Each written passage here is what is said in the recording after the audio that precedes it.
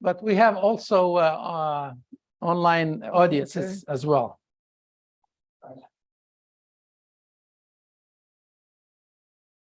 There we go. Good.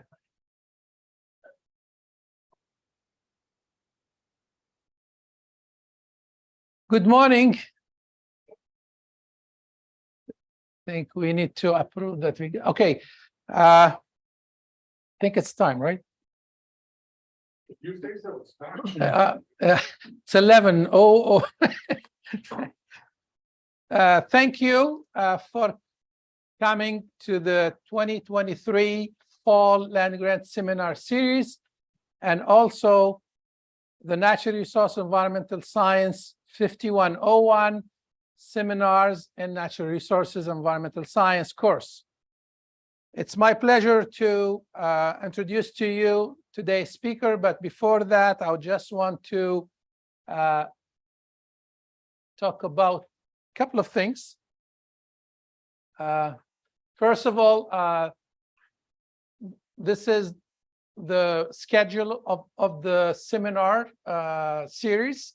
We only have 2 spots, I think, that are remaining, but the other are claimed already. So if you are interested in presenting, please let me know. We have, as I said, 1 or 2 spots maximum. So to consider you for this fall semester. So we're very thankful for the people who indicated they're going to be presenting. So next week, we're going to have Dr. Balan. He's an associate professor from the College of Engineering from University of Houston. Is going to be talking to us about some of his work on algae.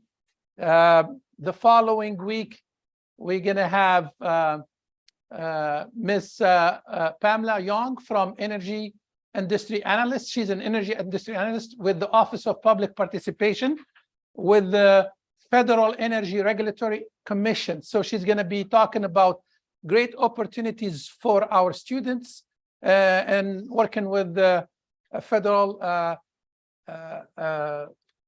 governing or regulatory commission. So it's a great opportunity for our students and our colleagues as well. So with that, I would like to welcome our speaker for the week, Mr. Philip Bouchard. He is the inaugural director of the Center for Innovation and Entrepreneurship. He is also an associate professor of practice in the College of Business at Prairie View A&M University. Mr. Bouchard joined Prairie View A&M University this May to initiate and scale entrepreneurial programs for PVMU students across all disciplines. Previously, Mr. Bouchard founded Trusted Peer Entrepreneurship, providing software research and services to University Entrepreneurship Center administrators. He has been the CFO and COO and CEO, all the upper business management experience he has of 7 Silicon Valley venture capital funded technology companies. He started his professional career at IBM Rollem prior to joining Electronic Arts as director of finance, where he developed the financial plan for companies' IPOs in 1989. His educational background, he has an MBA in finance from the University of Chicago, and also a BA in economics from Princeton University. He served in the US Navy on SEAL Team 2 in Little Creek, Virginia. And he told me also something that he visited Tunisia. And he reminded me of some of his experience there in Tunisia. I'm very pleased to know. And he speaks also some French, so I can practice my poor French with him. So with that, I welcome our speaker, Mr. Philip Bouchard. Thank you. Thank you very much.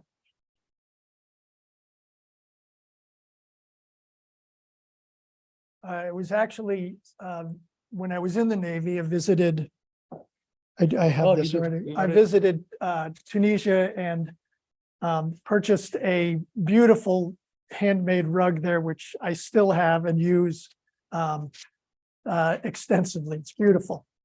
So the title for the presentation was Applied Research Realization. But after speaking with Dr. D'Souza, he said, give it a little bit more, oomph. So I'm going to be taking you through the evolution of entrepreneurship and what it means for Prairie View. So Dr. Ferris walked through my profile, so I don't need to go through that. But the important thing on this is that you're going to get a boots on the ground, a hands-on inside baseball look at entrepreneurship as it has existed in Silicon Valley. All right. I started working in Silicon Valley in 1984. Don't do the arithmetic. And right out of business school. So I've also done research. So over the last 8 years, and this is after my C-level executive experience, I've been studying entrepreneurship at universities, in industry, and in government. This is just a list, all of the icons and the logos of the thought leaders at these institutions that I've spoken with. All right, I've done primary research with them. It's not just been Google searches.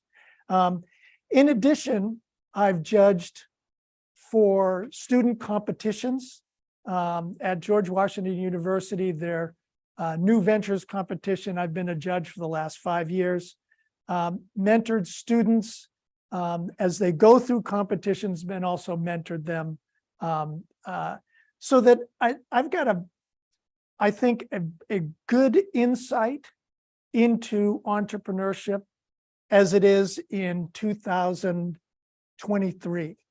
I've written white papers, and I've also developed a distribution list of over 4,000. So, if I create a best practices annual survey, then I can send it out to a number of institutions across academia, government, and industry.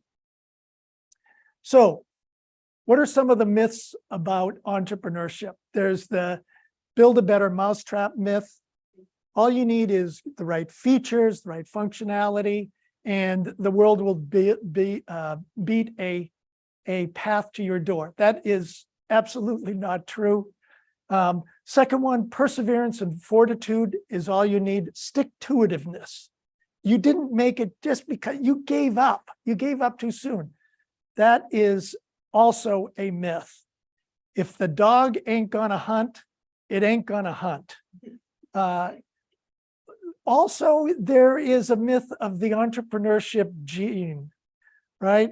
Which is, it's the big, Jobs and Gates and Henry Ford and they had this entrepreneurship gene. That it does not exist. Entrepreneurship is about knowledge. So there is the myth of the Homeric hero, that is vanquishing the foes, the competition. That is a myth. There is the myth of the eureka moment, waking up, the light bulb goes on. I know exactly what to do. This is going to be a great success. That does not work either. So, what are the common characteristics of successful entrepreneurship endeavors? One, it is on emerging technologies. Okay, so the second one is you have years of learning and testing. Last is not last, but each of the successful entrepreneurs understood their customers very well, very well. It wasn't again, build it and they will come, they won't. You have to understand your customers. I'll take you way back, give you an example of Henry Ford. So Henry Ford, right, invented the motor car in the United States. He invented the $5 a day wages. He invented the assembly line. All of those things are false. He grew up on a farm. He was the oldest of 9 children. And this was during an agrarian time. So he understood, what did he understand? He understood the loneliness, the lack of mobility at that time. He was a tinkerer. He was a mechanical engineer. He didn't start his first motor car business until he was 39, right? And in terms of, the Model T, he didn't come out with the Model T. He went through the alphabet, started with the Model A. So in terms of testing, I went through it, A, B, C, D. T is is the 20th letter in the alphabet. So, it doesn't happen overnight. So what is entrepreneurship? There is a very old school model. There's a 20th century school model, which I'm going to talk about. This is I call it the Silicon Valley VC-based model. And then there's the 21st century model. The very old school model is very old, and it is a cost-based model, but we're not going to go into that here. The 20th century model is, the foundation of it is write a business plan. Start with the business plan. Start with the business plan, pitch it to investors, get your money, build your product, introduce the product, start selling and hope it succeeds. Okay, that had been the model for, all of the time that I was a C-level executive. This is what I lived. This was, writing the business, pitching to VCs, right? Getting their money, building in advance of even knowing whether there was a market. You would build the product and then hit it and hope. When I was an MBA student at the University of Chicago, 82 to 84, I had never heard of the word entrepreneurship. The term entrepreneurship didn't exist. There were no professors who were teaching it. That has changed significantly, of course. Okay. The 21st century model is based on the scientific method, which is, you have a hypothesis. I don't need to tell you what the scientific method is, but you have a hypothesis, you test the hypothesis. If the data doesn't prove right, your hypothesis is wrong. Okay. We just modified it a little bit for entrepreneurship, which is, you have your idea that you think is going to be successful, but you test it before you build it. Before you build a company, you test it and iterate on that. But we're going to get back into that. But I want to go through the Silicon Valley model first. First of all, there's the myth. If this is the land of milk and honey, by the way. Those are little bees if you can't see them. So it's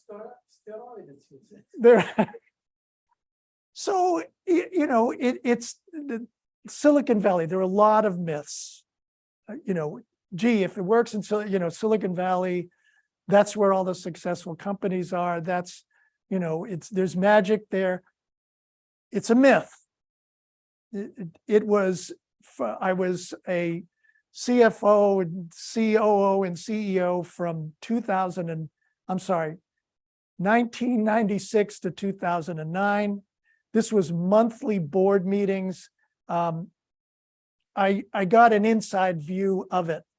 There are also the apocryphal stories of that come out of Silicon Valley. And those apocryphal stories keep people going in,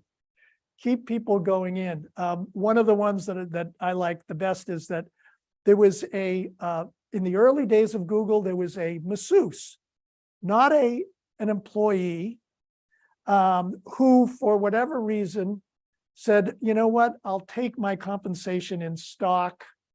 And she was able to create a $5 million foundation, quit her job. She doesn't do massage anymore. And she's running a foundation. So those are the kind of stories that will bring you back. The reality is somewhat different, okay? The reality is that most of the companies that are founded and invested in by venture capitalists are going to fail. Not only a majority, but I would call it a super majority, 85%. Used to be 90, I always thought it was 95%, but the arithmetic is that it's, 85%. Another myth, and I'll get into the model for venture capitalists, but another myth is that venture capitalists are entrepreneur or founder friendly. These quotes, these are kind of the top 4. There are many VCs, but on Sand Hill Road, which is where they're located, these are the quotes. I pulled these from the website. This was just a couple of days ago. Respect the entrepreneur, intrepid entrepreneurs, legendary oh my goodness, extraordinary products. That did not align with my experience, right? There was, they're not in the hand-holding business. They pay lip service to this, but the reality is they are working, they have their own bosses, which are limited partners. These are the funds, the people, the institutions that invested in them. I don't have a problem with this model. I don't have a problem with this discrepancy, as long as if you are an entrepreneur, that you understand this going in, right? It's the lambs to the slaughter. It's the not knowing and then having the misrepresentation that is my concern. So let's do some simple arithmetic here. There's a couple of numbers here that you can't really see the subtitles, but I'll tell you what they are. 647,000. That's the number of venture capital deals. 647,000. This little number right here, 91,000 venture-backed exits. Okay, so you can all do this in your head. It's 14.1%. That means 14.1% of their investments actually deliver a return, right? The rest, they're zombies, they're the Walking Dead. And this isn't unicorn returns, right? There are some unicorns in there, but there aren't that many. That's why they're called unicorns. But so it's simple arithmetic here. I mean, that's the model, okay? What's the model for the venture capitalists? I was going to use French, but I thought maybe we'll just use plain English. That it's not to screw the entrepreneur, but it's more to work him like a rented mule. And that whole respect for the entrepreneur, it wasn't something that I saw. So let me give you a venture capital primer here, right? It is it's gamble. It's rolling the dice. You know, the way that they work it is they roll the dice, but the dice are weighted. Okay, the dice are weighted. So the typical investment is going to be as follows. I'm an entrepreneur and I come to you and you're the VC, you're Kleiner Perkins, you're US Venture Partners, Foundation Capital. And I say, okay, here's my business plan. In 5 years, we're going to be a $100 million company. And you say, oh, Phil, this is great. Here's $5 million. Okay. Now, what I am going in with is I own the company. I've got 100% of the stock, right? It's my idea. This is mine. You know, I've already picked out my, you know, fancy car and my new house and all of that. What happens next is, this is what a lot of people don't really realize, is that the VCs say, okay, here's $5 million. I now own 40% of your company. That's usually the starting point. Series A, it's 40%. Not only that, but you have common shares. I'm going to have preferred shares. Preferred shares means exactly what it is. It means that if anything happens, I get my money first. There's something called a liquidation preference. It's usually 2 to 3 times. That means that if we sell the company and I put $5 million in, I'm going to get the first 15 million. And then we can start sharing. Oh, here's another one. I've got anti-dilution rights. And what that means is that when we do Series B, Series C, and have more investors, I don't get diluted, but you do. All right.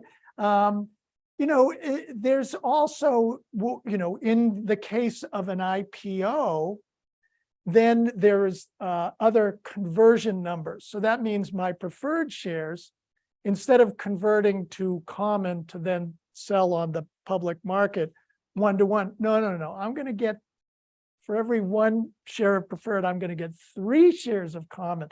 So in the end, my 100%, if it's a wild success, I'm down to 10%. So, you know, you tell me, you know, how well do the venture capitalists treat their founders? So how does it work, right?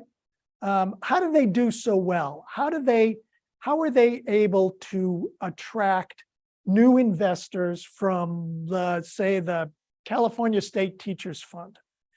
So what they do is that, you know, that's their customers. They know their customers. And for their customers, what they say is, look, I'm going to give you a higher return than you can get in the stock market. And they do, which is great, right? So again, you've got to understand what the game is in order to play in the game.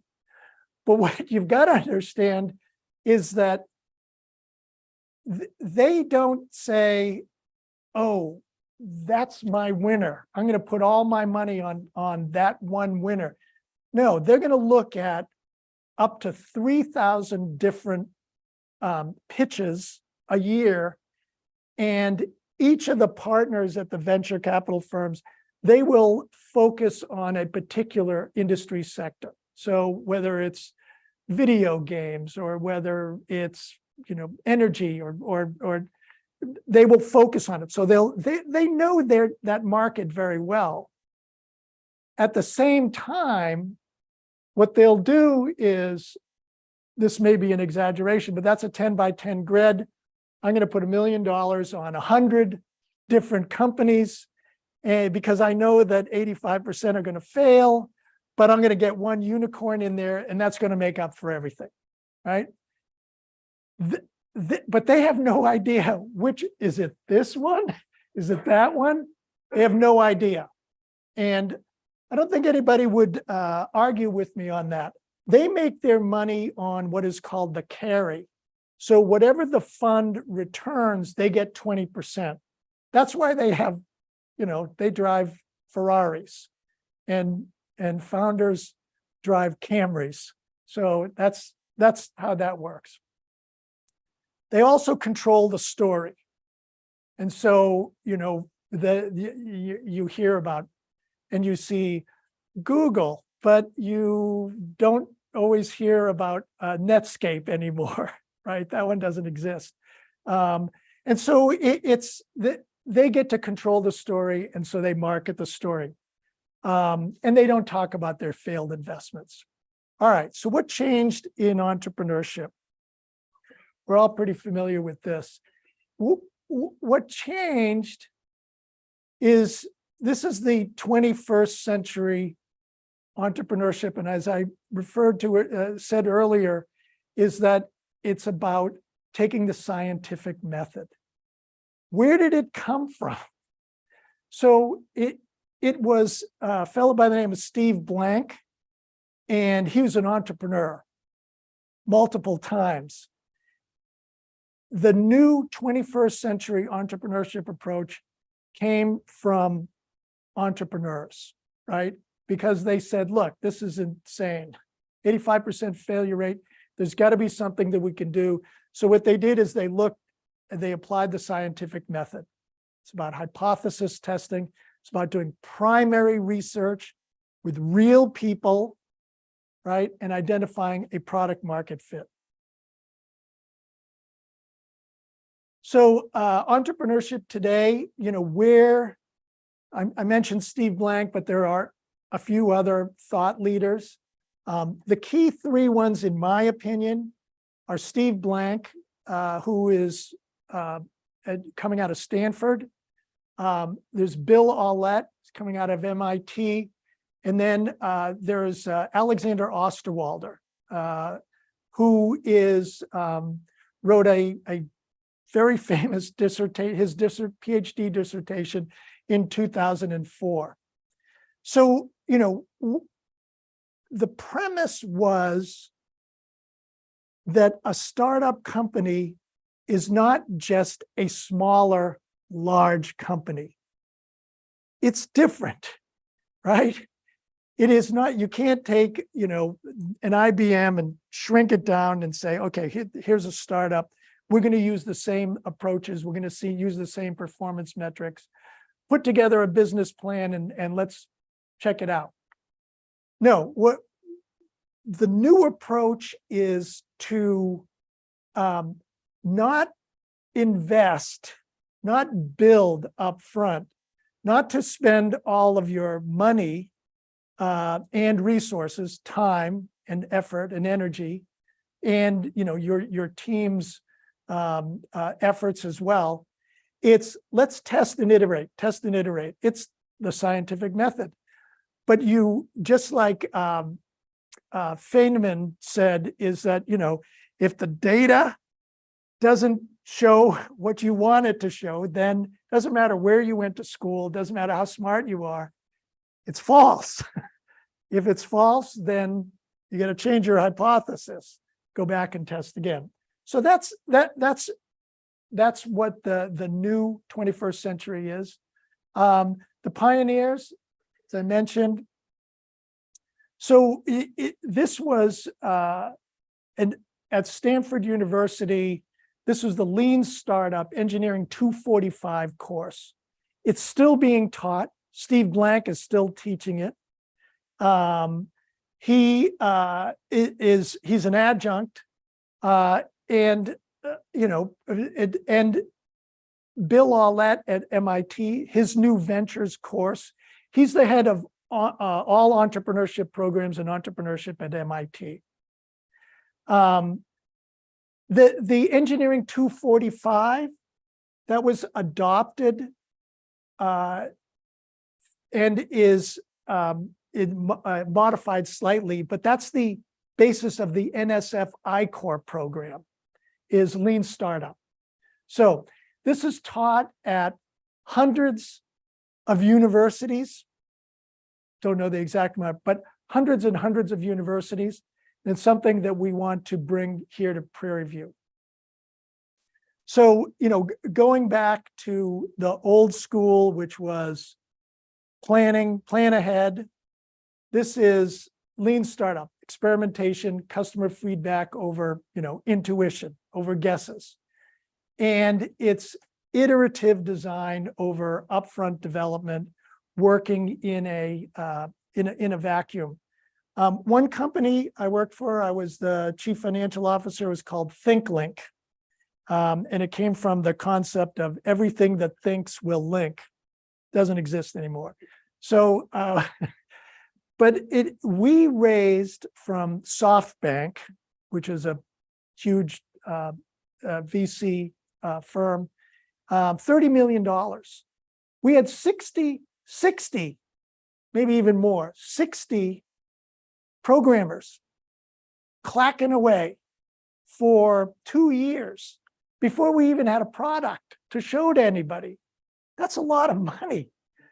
Engineers were, this was back when, but it was their burden cost us $10,000 a month. So, what happened is we ran out of runway, we ran out of money, and because we didn't have anything, we didn't get any additional investment. The company was acquired by Microsoft. I'll give you a side story, a side story, not a sad story, but you even have to be wary of some of these big companies like Microsoft. So they did something that was pretty tricky. They knew that we were running out of money. So they said, "Oh, I love your product.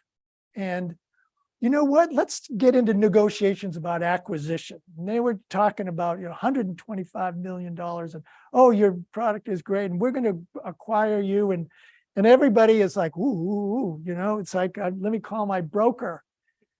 So they said, "Oh, you're running out of money, but until we get the acquisition, what we're going to do is we'll give you $30 million as a loan."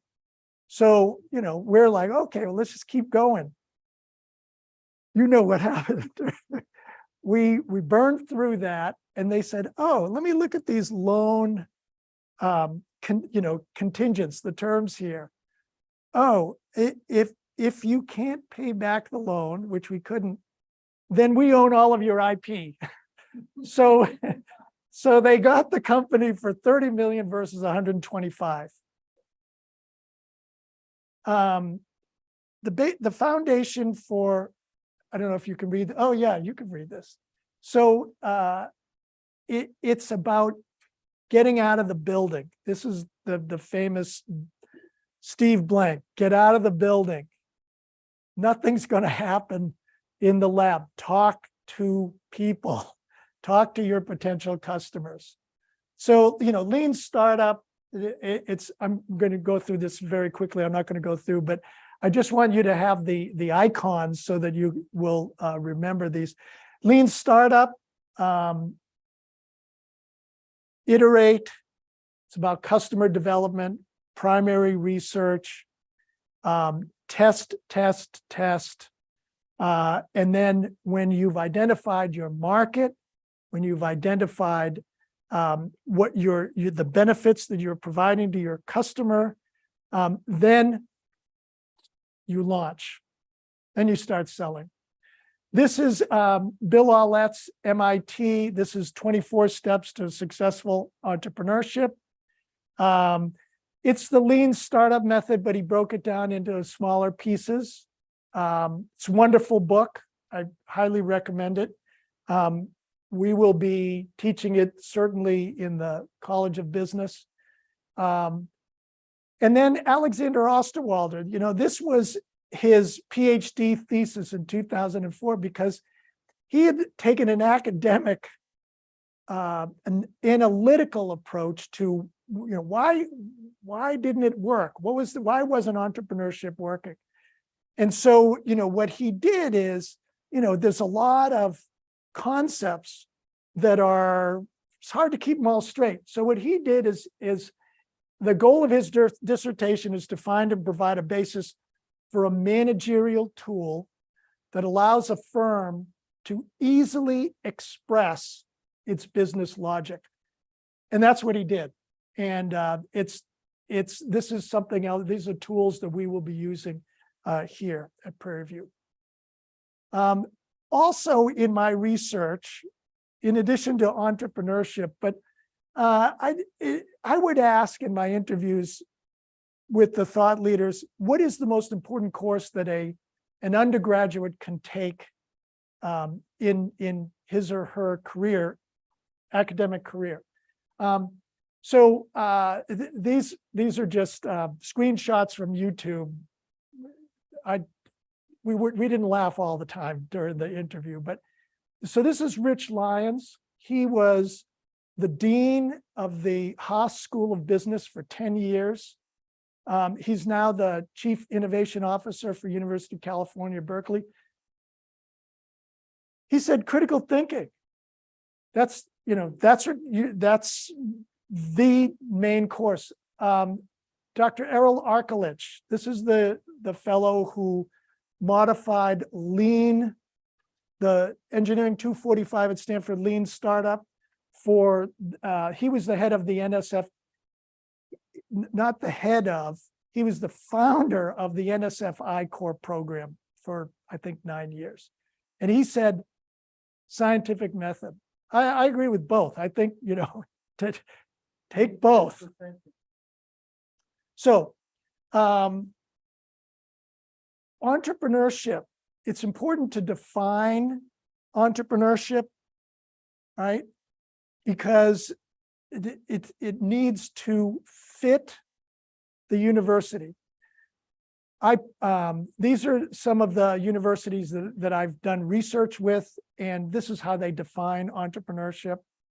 And the reason that this is important is that every university is different, right? Rural, city, large, small, public, private, and so if you're defining entrepreneurship, which is a new discipline, right, then it has to fit the student body, it has to fit the faculty, it has to fit the university. So, it's MIT. We're not going to be MIT.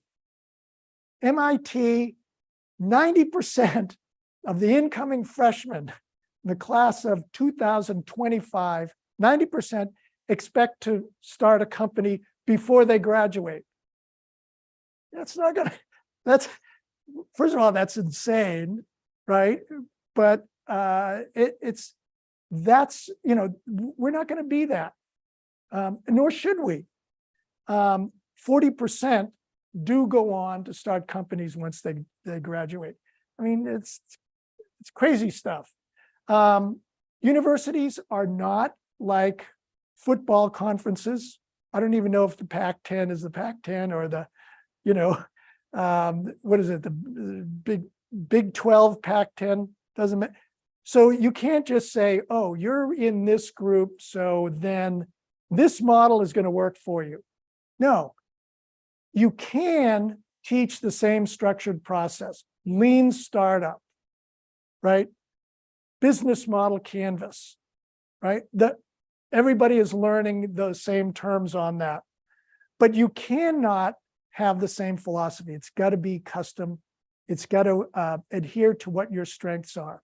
So going back to my original slide, the evolution of entrepreneurship, what can it mean for Prairie View University, right?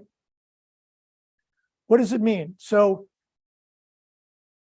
Prairie View, right? Prairie View is a great entrepreneurship university. How do we make Prairie View University into a great entrepreneurship university? Well, what you do is you play to your strengths, okay? Don't copy somebody else. So what are the strengths? So I've been here for 4 months, and I've been, press my nose up against the window, and I'm looking, and I've done some primary research. I've spoken to a lot of you. I've spoken to all of the deans, spoken to a lot of faculty, haven't spoken to enough students. They haven't been here in the summer. But what are the strengths? Number one, research. The research here is extraordinary, okay? Prairie View is an entrepreneurship green field. So we don't have to start anywhere except at the top with the best practices. So we don't have to evaluate, we don't have to assess. We already know what they are. They are the 21st century entrepreneurship approach that is taught at hundreds of universities. And Prairie View students, they know how to hustle. They are, and that is a strength that is greater than what looks like on the surface. It's very important, right? They know how to hustle. What we want to do is we want to elevate them a little bit to a bigger, take that hustle spirit and open it up to bigger opportunities, bigger problems that they can apply their entrepreneurship knowledge to. Okay. So the way I would like to see entrepreneurship defined at Prairie View A&M University is entrepreneurship is a structured process and a shared language for identifying and solving problems. Why is that? Okay.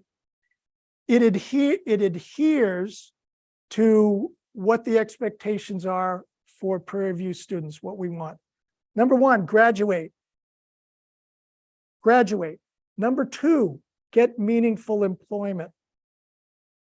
And number three, to me, as the inaugural director of the Center for Innovation and Entrepreneurship, is that every student at Prairie View University graduates with a knowledge of entrepreneurship and understands the language of entrepreneurship, so that when he or she is sitting at a table across from someone who's hiring, and the terms of entrepreneurship are thrown out because I'm a recruiter, I'm a manager at a large corporation.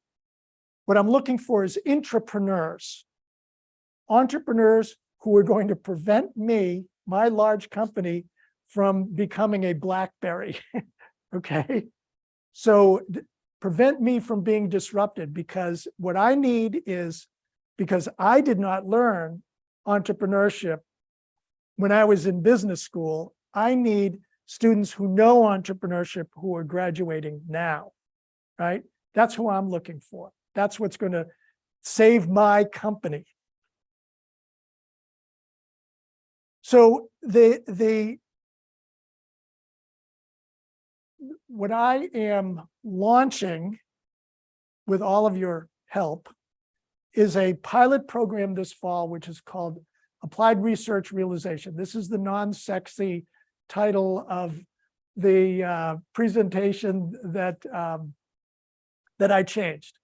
But Applied Research Realization, what is this? This is an entrepreneurship program for cross-disciplinary teams. Cross-disciplinary means, you know, College of Agriculture students, College of Business students, College of Engineering, architecture, education, you know, whatever. We take the project, the applied research project, right, which is at this point, we get a cross-disciplinary team of students to take it through the structured entrepreneurship process that we will be teaching them. Okay, the program goals: test the economic, social impact potential of applied research projects that are conducted here across Prairie View A&M University. So I will walk you through that. And what's a framework? So, the framework, we have to throw in a little marketing here, right? So, if you say, oh, applied research realization, and I don't know what that means, but if we say, look, the research that's conducted at Prairie View A&M University maps directly into the United Nations 17 Sustainable Development Goals. Okay, you've got my attention. Okay, and it does. I'm not familiar with all of the projects, but from what I have seen and learned is that they map in directly, whether it's water, energy, food, education. You're familiar with all of these. And so, the applied research realization, the program process is basically work with the research faculty to identify students who might be interested in doing this, develop the cross-disciplinary teams, guide them through the entrepreneurship process. Does it work, right? Iterate, test. Fine, it's a semester-long extra curricular program. What we'll do is we'll run them through. I'm not going to go through all of these, but these are the terms. This is the shared language that every student should, when we say, oh, product market fit, or a business model canvas, we want our students to say, oh, I've done 20 of those. That's the answer that we want, because that's what a hiring manager is going to say. Here, get that kid right there. So what are the program outcomes? Right? Number one, learning, right? Understanding that entrepreneurship structured process and shared language. What can happen after this? You take this this research, and then you run it through the entrepreneurship process with a cross-disciplinary team. At the end of that semester, right? What have you got? You've got a team that's ready for competitions. You've got a team that's ready for accelerator programs. I've spoken to the executive directors of Rice University and University of Houston, Dave Cook and Brad Burke, and they're like, we'd love to have students come through our accelerator programs, right? I want our students to go through, our teams to go through the accelerator programs, but I want them to kick where they go through, right? So we want to send our teams that are ready to win, right? We don't want to set them up into, and not have them be prepared. So they can be NSF I-Corps ready, right? That's $50,000 funding right there, to go through their NSF I-Corps program. I mean, these are some of the things that are potentials, right? And also, they can also just take it, and this can be a commercial endeavor as well. Okay. It's a grandiose vision, right? President LaGrande has got a strategic plan, but why can't Prairie View be the university where student entrepreneurs address global sustainability challenges in developing scalable commercial startup businesses and social endeavors for real world impact? Now that is a unique positioning for Prairie View A&M University.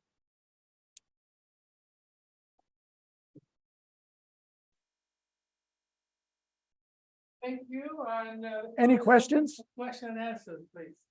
Not sure of question, Phil, but. Yes, sir. Our presentation.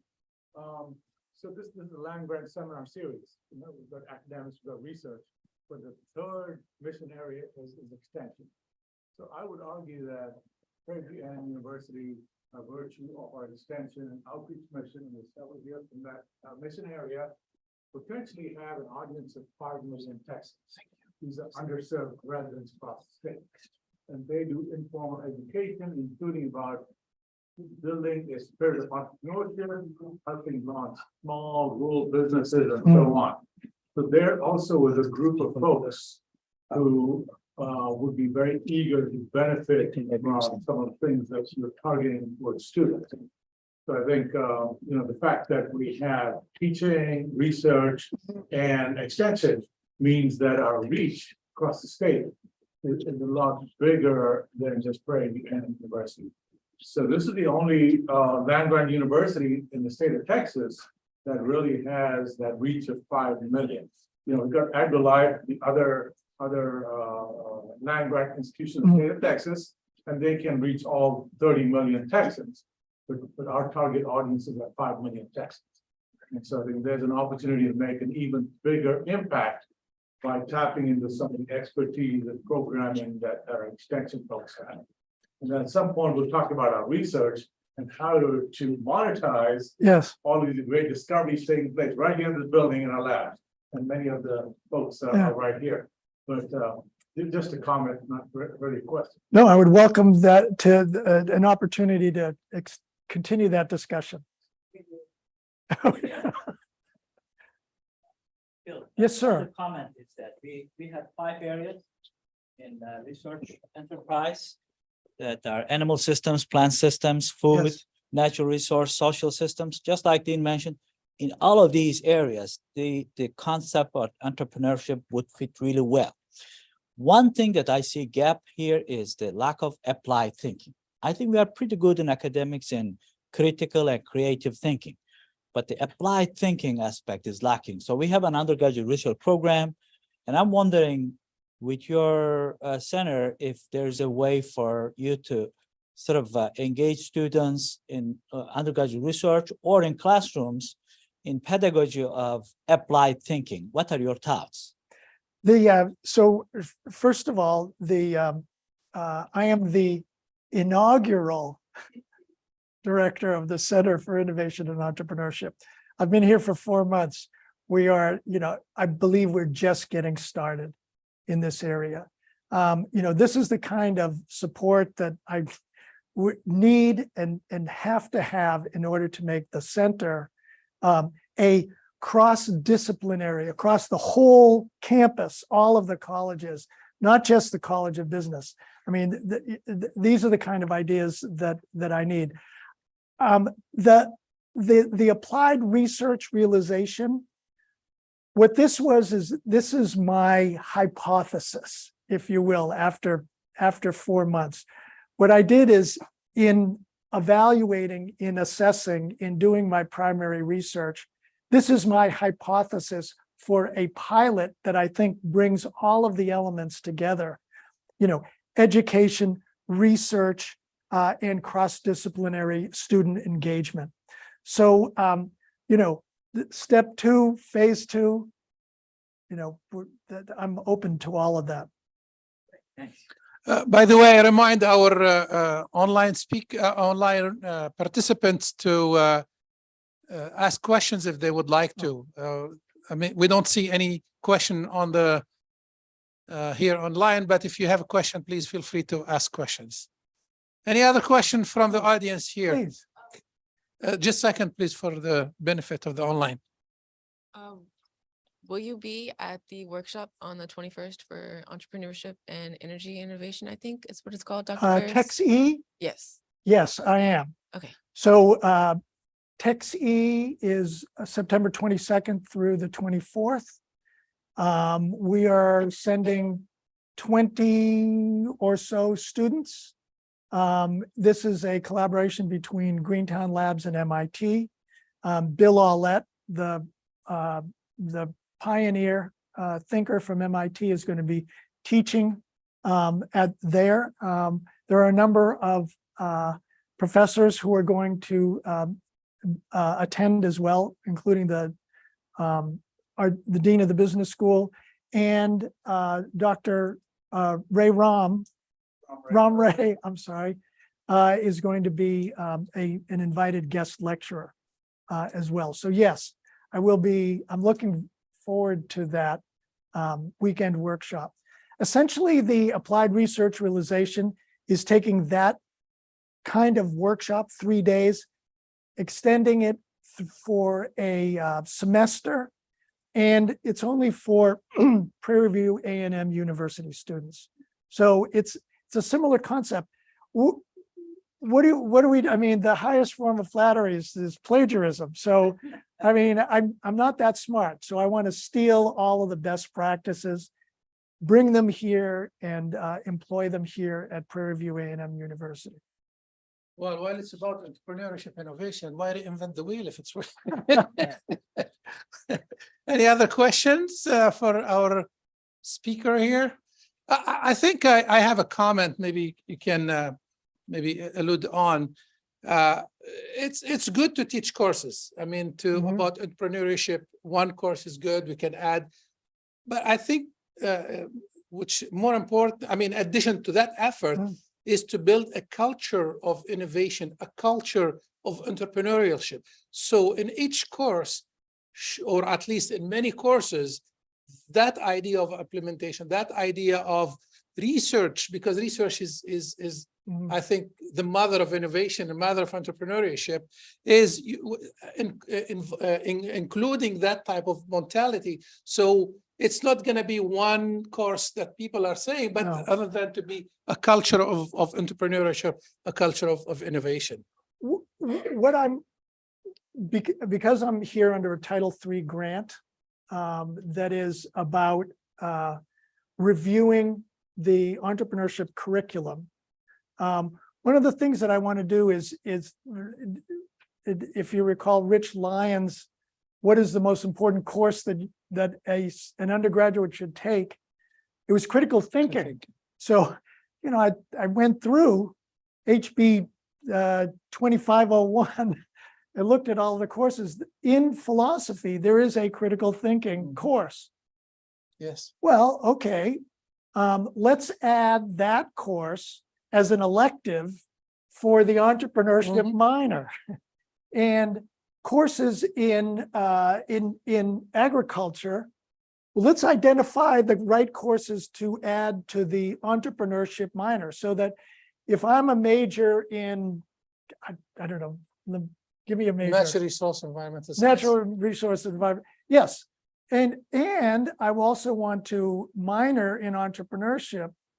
Well, then why can't some of the courses, the valuable courses that I'm taking in agriculture, apply and have credit towards that minor? There's also a certificate in entrepreneurship, which is 3 courses, but I mean, as students, it's like, well, gee, if I'm a philosophy major and I've taken critical thinking and my mom and dad want to make sure I could get a job after, graduation, why don't I go for 2 more courses and get that certificate in entrepreneurship so that that's on my resume? So when I'm sitting across from the hiring manager and they say, oh, major in philosophy and you've got a certificate in entrepreneurship, that's very interesting. Did you know that the founder of LinkedIn was a philosophy major? And there was a Harvard Business Review article that said, philosophers make the best entrepreneurs because they deal with uncertainty. But to your point, I'm here. to your point, yes, let's infuse a little bit here and there, but entrepreneurship, the spirit of entrepreneurship across all academic endeavors here at Prairie View. Any other question? Yes. Certificate, known as micro-credentialing these days. Yes. Big workforce readiness factor. Do you have any plans to open it up to postdocs or researchers? I mean, anybody can benefit from. That's a great idea. Oh, We have great resources here who could benefit. That can open up job opportunities in industry as well. with those type of certificates? What I would do, just, standing here, right off the top of my head is, I would create a separate certificate for, masters and postdocs, right? Because I don't think it wouldn't be the same. I would take a different approach, but yeah, I'd love to add that to the curriculum. That's a great idea. Beautiful idea. All right, Thank you. any other question? If you don't, I have, if you can get a couple of minutes from your time. Let's thank our speaker first. Thank you. Thank you. I saw some statistics about this summer that I would like to share with you. They are really worth taking a look at them, about what we have been facing.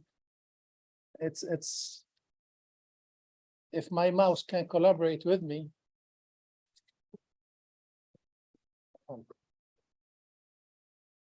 think I'm looking at the screen versus looking at here. I think, Josh, we need to have a better mouse. Can you please? Okay, they're in the wrong screen, right? Summer of records, that, as they mentioned here, this is from the UN Office for Disaster Risk Reduction. It says that in India, this August was the driest in more than a century. You can imagine what's the impact of that on health, on poor people, on crops, and so on. I like about this one is a months-long wildfire in Canada. I mean, it's not good about the topic, but buried about 55,000 square kilometers. And in the Europe, they use the dot versus the comma. So the size of Tunisia. So it's all our fires in Canada. Okay, here, for example, temperature topped 50 degrees in Morocco for the first time on record. Beijing records its heaviest rainfall since record began in 140 years ago. Wildfires in Hawaii has been the deadliest in over a century in the States. I worked in that area, West Maui, and it's really beautiful. But after that wildfire, I mean, it's really miserable. In fact, I was an expert witness in a case that went all the way to the Supreme Court to give water to Hawaiian from the sugar company that used 35,000 acres. They want double the water irrigation requirement that they need, and depriving Hawaiian from having water access to it. So the Supreme Court said my calculation for the water requirement for sugarcane, which is half of what the company was asking, are right, and they give back to the water to the Hawaiian and to the Maui County. Also, July was the hottest month ever recorded on Earth, with temperature about 1.5 warmer than the pre-industrial average. And if you recall, one of the IPCC that they would like to keep the temperature increase at 1.5 degrees Celsius by the end of the century. So we're already there. It's very scary. And I think this is also tells us the importance of what we do. Because 1.5 degrees Celsius, what does it mean to health of limited resource people? They don't have access to AC, they don't have access to other resources that makes their life livable. I mean, you have seen in the news right now in states like New Jersey, New York, where they are not used to high temperature, they have to trim down the school day. And they have to, because they don't have air conditioning, as we do here in Texas and other states. So lots of changes just alone on this sum. So I just thought to share these with you, but they are really a waking call and waking that we need to take climate change as a serious topic in what we do, and we need to adjust our lecture notes so that we can take care of this issue that is really and the limited resources. The people with limited resources are the most vulnerable to this and the most, and we need to do something about it and what we do in our work, etc. So I thought to share this with you. Thank you, and I really appreciate that we have a good representation here. So keep it up, and so see. I would like to please, for those of you who might not have seen our graduate students, they are here. Please, can you introduce yourself, because there are some people who didn't have a chance to see you before. Katana, please. I'm a graduate student in environmental science program. I have a bachelor's in environmental science and a minor in. Hello, I'm Bhavya from Sri Lanka. Hello, I'm Bhavya. I'm from Sri Lanka. I did my bachelor's in agriculture in Raja University, Sri Lanka. And now I'm here for graduate assistant under and environmental sciences, and I'm really excited to be here. And you're working who? Who's your major professor, advisor? From now. Dr. Amray, okay. Hello everyone, I'm Sanchita Guru. I'm from Nepal. I have done my undergraduate in agriculture from Institute of Agriculture and Animal Science. Now I am a graduate student at Natural Resources and Environment Science, and I am under Dr. Ramre. I'm also excited to be here. Thank you. Hi, my name is Kayla Sims. I received my bachelor's degree here at Prairie View. Under agriculture with a concentration of animal food sciences. I work under Dr. Hockery as a graduate research assistant. No, I got my bachelor's from Prairie View in animal food science, and I'm currently working for AppLease and and I'm excited to be in this new environmental science program. And your name is? Sierra Webb. Thank you. Thank you.